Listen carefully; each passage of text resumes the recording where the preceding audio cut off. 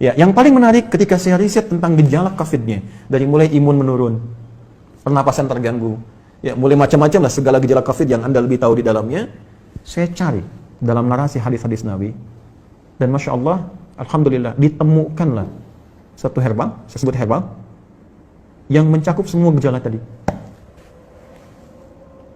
Dan itu, dunia internasional pun belum masuk ke situ. Belum ada kesadaran itu gitu. Ya, saya cek kemudian di Indonesia nggak ditemukan materinya. Ini hanya ada di 2 tempat di dunia. Kalau ditanya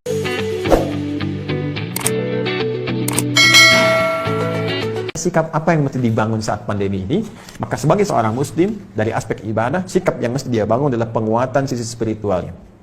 Ya, nanti di sini saya turunkan ada beberapa ayat di bagian ini yang memberi petunjuk langsung kepada kita. Jadi kalau nanti ada yang terkena COVID-nya misalnya, itu nanti mohon izin Prof, ada langsung zikirnya dibimbing oleh Al-Quran.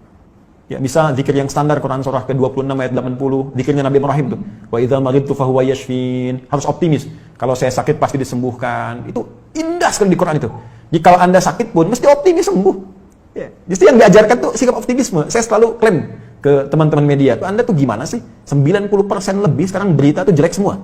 Kenapa nggak ditampilkan yang baik-baiknya? Ini sembuh begini, ini kekuatan begini. Itu kan motivasi gitu. Sekarang kita lihat setiap berita tuh A sampai B. Saya dari bangun tidur itu, ya setelah sholat, ngaji, macam-macam, saya jejerkan berita luar dengan dalam negeri. Itu beritanya 90% ke atas, jelek semua. Ini membuat manusia itu nggak semangat gitu. Ini mungkin frame yang kita mesti bangun. Mohon izin saya selesaikan sebentar. Nanti ada zikir yang standar, ada zikir Nabi Ayub. Ya, kalau orang sudah mulai vonis dokternya ini sulit, ventilator sudah dipasang, sesak macam-macam. Ini luar biasa ini ya. Nanti ada zikir Nabi Ayub di Quran surah ke-21 misalnya, ayat 83 sampai dengan 84 yang divonis oleh orang nggak mungkin sembuh ternyata sembuh. Sekali lagi, optimisme yang dibangun, inna ma'al usri yusra, ini pasti selesai, bahasa psikologinya. La yukallifullahu nafsan illa wus'aha, nggak mungkin saya diuji kecuali saya mampu mengatasi itu semua. Itu kalimat-kalimat positif dalam psikologi yang bisa membuat imun kita semakin naik. Nah, sekarang saya cepat karena waktu saya berakhir, bagaimana ikhtiar secara muawalahnya. Ya, tadi saya sudah singgung, ini barangkali mesti dikoordinasikan, dan Alhamdulillah di pemerintah juga sudah membuat gugus tugas kan, gugus tugas COVID, ada penanganan secara sosial, sudah ada social distancing, physical distancing, sampai masuk juga ke ranah-ranah ibadah yang mau ke masjid ya, sudah ada fatwanya tersendiri. Itu nanti penerapannya itu yang harus disosialisasikan ke masyarakat, karena setiap tempat bisa beda kebijakan, ya, nggak semua dipukul rata gitu. Ini kan menarik juga, satu wilayah yang sangat dalam nggak ada COVID harus social distancing di masjid, kan agak aneh juga gitu ya. Nanti itu ada detail tertentu di situ. Saya ingin masuk kepada langkah yang sangat menarik.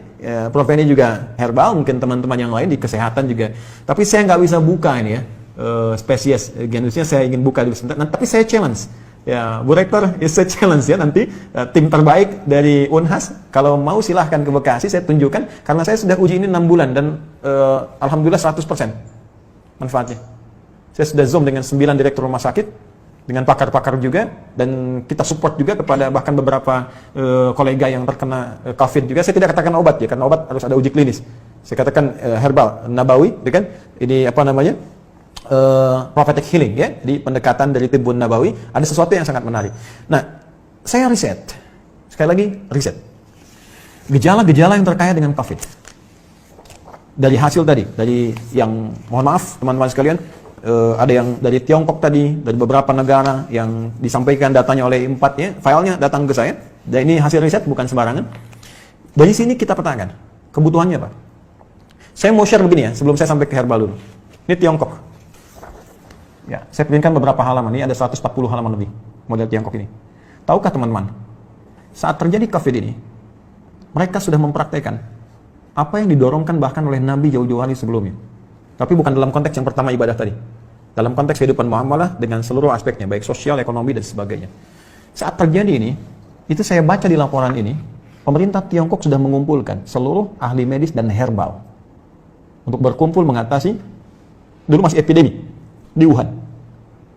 Mereka kumpulkan semua alternatif.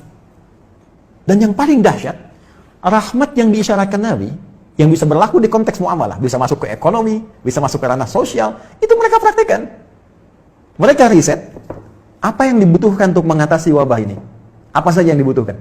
Lalu mereka minta ke dunia-dunia luar, dan dunia luar, ya luar biasa dengan itikat baiknya. Ada yang nyumbang APD, nyumbang macam-macam. Mereka sudah petakan, oh ini kebutuhannya. Dan sudah dilihat, ini satu hal yang dirasakan akan banyak menyebar.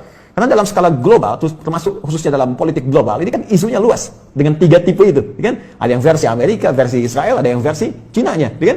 Artinya ini kan sudah menyebar dan mereka sudah lihat. Artinya apa? Potensi dari segi muamalahnya, karena ini kan sisi agamanya kosong gitu kan, dalam tanda petik minim lah. Dia tarik sisi ekonominya saja. Bahkan dari tim mereka punya tim khusus yang dalam bidang ekonomi untuk memetakan ada ribuan list yang mungkin bisa dimanfaatkan dengan situasi pandemi ini. Ini bikin APD, ini bikin kits, bikin ini, bikin itu, bikin sampai puncaknya vaksin. Dan mereka sudah prediksi. Akhirnya dari luar ditarik nyumbang ke sana, ketika di luar merasakan sudah mulai terkena dan kesulitan untuk itu, mereka ekspor. Seperti contoh gini ya. Kami punya kelas riset. Kelas riset ini basicnya Al-Quran dan Hadis. Ada 5 kelas utama. Di antara 5 kelas itu nanti ada kelas pengusaha, ya, ada kelas dunia kesehatan. Kami tergabung dengan 400 dokter, ya, ada nakes ya, dan macam-macam. Itu belajar semua kurikulum dari Al-Quran dan Hadis. Itu spesialisasinya. Jadi kalau dokter mata, apa kurikulum mata di Al-Quran? Kita turunkan dalam pembelajaran. Ya, dokter gigi, dokter ini macam-macam termasuk kaitan dengan apa yang kita kaji. Saya riset dengan teman-teman yang di dunia usaha. Ini akan ada kebutuhan APD, masker dan sebagainya. Sampai kami buat standar yang nanti akan ditetapkan nih oleh pemerintah, ini standar APD.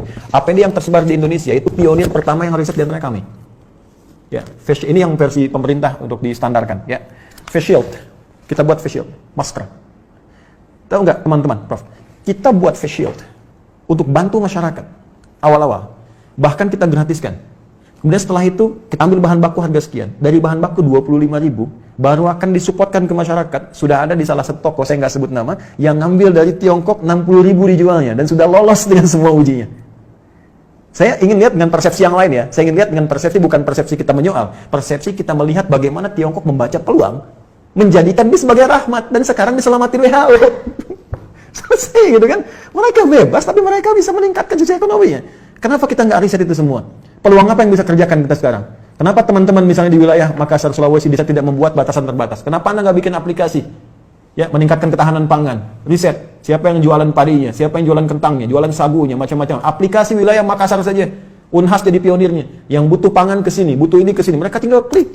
Lokal hidup, nggak terganggu. Baru kita ngambil dari luar. Itu sisi ini. Ya, yang paling menarik ketika saya riset tentang gejala COVID-nya. Dari mulai imun menurun, pernapasan terganggu, ya boleh macam-macam lah segala gejala COVID yang Anda lebih tahu di dalamnya. Saya cari dalam narasi hadis-hadis Nabi. Dan Masya Allah, Alhamdulillah, ditemukanlah satu herbal, saya sebut herbal, yang mencakup semua gejala tadi. Dan itu, dunia internasional pun belum masuk ke situ. Belum ada kesadaran itu gitu. Ya, saya cek kemudian, di Indonesia nggak ditemukan materinya. Ini hanya ada di 2 tempat di dunia. Dan zaman Nabi sudah dipraktikkan.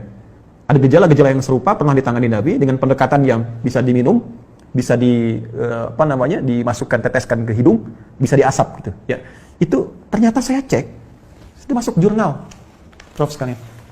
Ini materinya udah ada di jurnal, ya jurnal-jurnal ilmiah internasional. Ini saya ada beberapa jurnal nih yang sudah ada, ya. Tapi saya mohon maaf saya belum bisa zoom ya. Maksud saya nanti saya bikin statement di akhir. Ini sudah ada zoom internasionalnya. Ini sudah tahu ternyata khasiat-khasiat ini. Herbal ini, tapi belum ada kesadaran bahwa ini bisa mengatasi persoalan yang tengah kita hadapi saat ini di pandemi COVID. Ya, saya keluarkan itu, saya lacak hadisnya. Dari sejak 18 Maret saya usahakan, saya dapatkan dari sahabat kami, karena ini hanya dapatkan di 2 tempat di dunia, ya, di Himalaya dengan di Saudi bagian timur. Ini ada. Saya minta kemudian, dan itu alhamdulillah ada. Saya cobakan, ya, kita treatment beberapa teman-teman yang isolasi mandiri ya, karena di rumah sakit kan tidak mungkin karena protokol kesehatan. Tapi menariknya kalau ada izin dari keluarga untuk kepentingan pribadi, boleh jadi pendamping suplemen. Kami 6 bulan coba ujikan itu, sampai dengan sekarang rekornya 100%. Hanya 3 hari paling lama. Ya, yang terkait dengan COVID ini saya tidak mengatakan obat ya. Kalau enggak besok nanti saya diundang. jadi saya katakan ini ada pendampingan prophetic healing.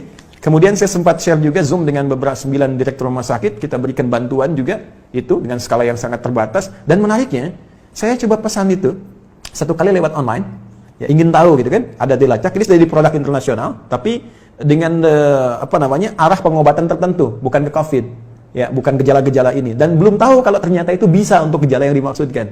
Jadi kalau kita pesan pun ada, cuma kualitasnya belum tentu sama, karena ada 15 spesiesnya, 15 spesies.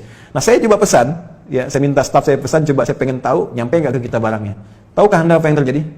Begitu saya pesannya lewat ke Himalaya, ternyata barang yang datang ke kami harus masuk dulu ke Cina, dan ketika saya terima di Indonesia, addressnya, alamatnya dari Wuhan.